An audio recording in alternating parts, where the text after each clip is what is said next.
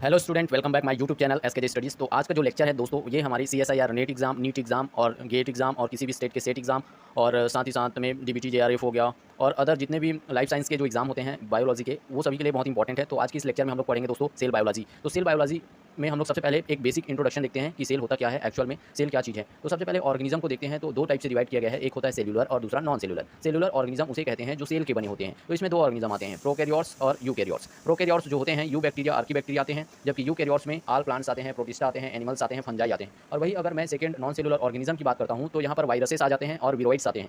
जो कि वायरस जो होता है भाई वो क्या है, नॉन सेलुलर ऑर्गेनिज्म है, वो अलग अलग शेप में हो सकता है और एक प्रकार से नॉन लिविंग थिंग्स भी बोला जाता है। विरोइड भी वायरस से मिलता जुलता एक मतलब नॉन सेलुलर ऑर्गेनिज्म होता है।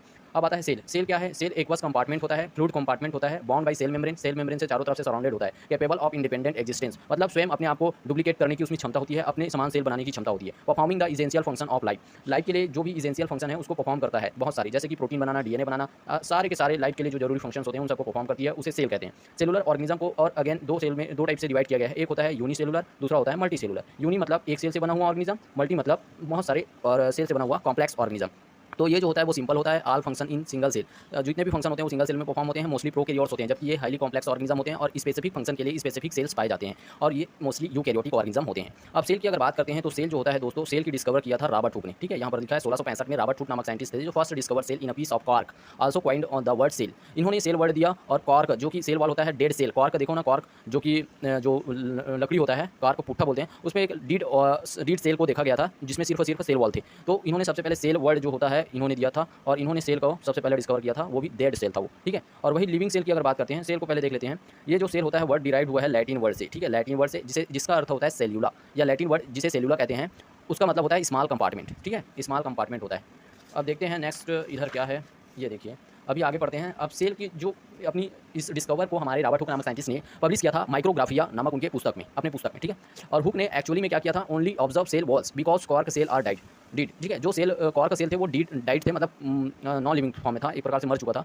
तो उसे उन्होंने एक प्रकार से क्या ऑब्जर्व किया था, सिर्फ और सेल वॉल को, मतलब डेड सेल को इन्होंने ऑब्जर्व किया था, जिसमें क्या थे, साइटोप्लाज्मिक कंटेंट नहीं थे। अब वही एंटोनी वॉन लीवेनहॉक नामक साइंटिस्ट आते हैं जिन्होंने डिस्कवर किया था हमारे लिविंग सेल को, first person observe living cell. ठीक है, and giving this cells name animalcules. ठीक है, इन्होंने उस सेल को एनिमल क्यूल्स नाम दिया जिसका अर्थ होता है लिटिल ऑर्गेनिज्म। ठीक है, ये तो खेल खत्म होता है सेल से डिस्कवर के बारे में। अब आता है आल सेल जो होते हैं, आल सेल्स होते हैं बेस्ड ऑन इंटरनल आर्किटेक्चर।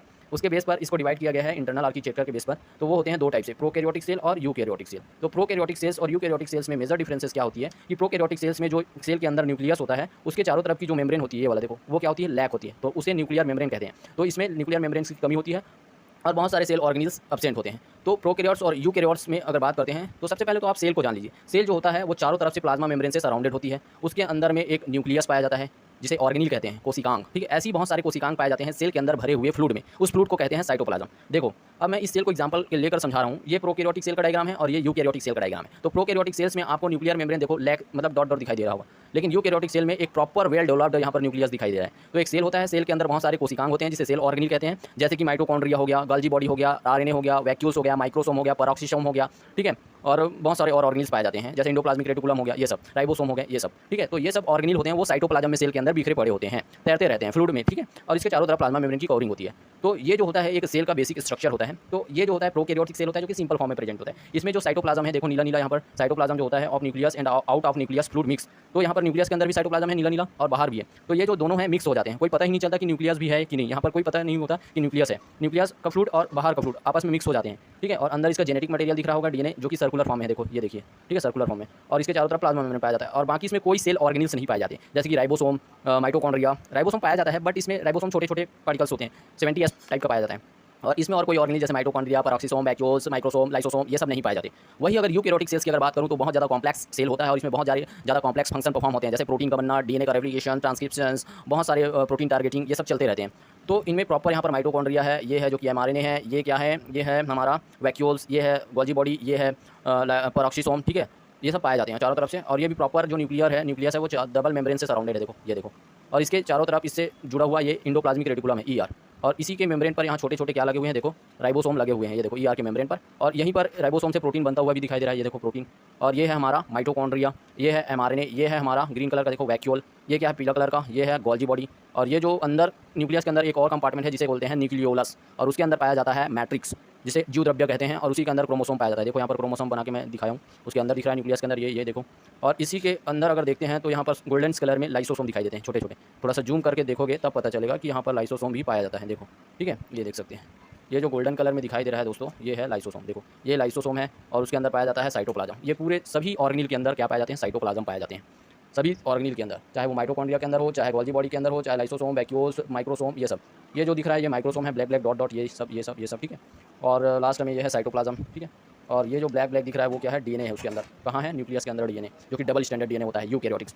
तो गाइस आज के लिए बस इतना ही बेसिक हम लोग सेल के स्ट्रक्चर के बारे में पढ़े हैं, मतलब सेल की बेसिक थ्योरी क्या होती है और सेल क्या क्या ऑर्गेनिज्म होते हैं। अब इसके बाद आगे हम लोग पढ़ेंगे सेल थ्योरी क्या है, सेल क्या है एक्चुअल में, उनकी प्रॉपर्टीज़ क्या होती है, ठीक है। उसके बाद और आगे स्टार्ट करेंगे सेल के प्लाज्मा मेम्ब्रेन, पेरोक्सिसोम, ये सब, क्योंकि सेल बायोलॉजी में पूरा सेल से रिलेटेड जितने भी ऑर्गेनिल है दोस्तों उन सभी का स्टडी करते हैं, और जो कि हर एग्जाम के लिए इंपॉर्टेंट है। जो बायोलॉजी लाइफ साइंस के फील्ड में स्टडी कर रहे हैं, एमएससी, बीएससी, चाहे पीएचडी हो सकता है, जूलॉजी, बॉटनी, सभी में पढ़ते हैं, तो सेल बहुत जरूरी है। आज के बाद इतना ही। वीडियो अच्छा लगा तो लाइक, सब्सक्राइब, शेयर करें दोस्तों। थैंक यू, मिलते हैं नेक्स्ट वीडियो में, बाय बाय।